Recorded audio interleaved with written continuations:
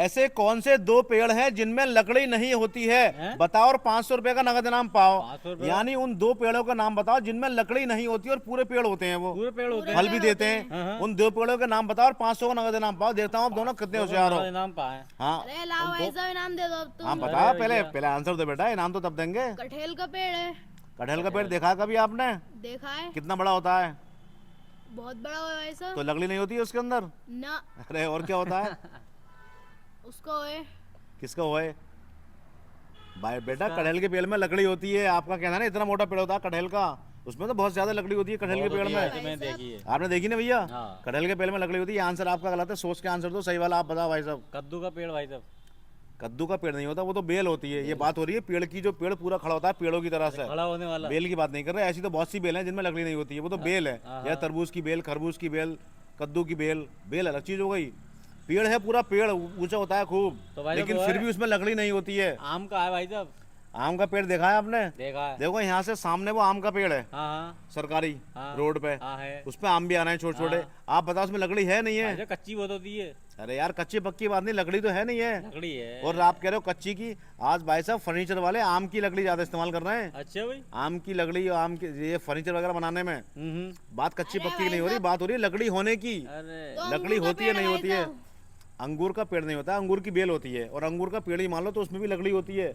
देखना आपने अंगूर की बेल देखी है कभी? दोगे ना भाई साहब। हाँ, हैं? एक आधा का चलने मैं तो सही आंसर दोगे जब भी दोगा। जो मैंने कहा अंगूर की बेल, तरबूज की बेल, खरबूज की बेल, ये पेड़ नहीं बोले जाते हैं, इन्हें बेल बोला जाता है।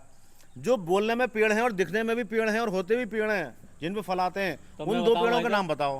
अब आ गया मेरे दिमाग में। हाँ बताओ। भाई साहब वो है पपीता। अरे वाह, पपीता। ये आंसर आपका सही है। हाँ ला इनाम दे दो। रुको अभी रुको। हाँ। दो पेड़ों के नाम बताने हैं आपको। एक बताया आपने पपीता। पपीता। सुनो अभी सुनो, ये आपका आंसर सही है। पपीता ऐसा पेड़ है जो देखने में तो पेड़ की तरह होता है, हाँ, लेकिन उसकी लकड़ी नहीं होती है।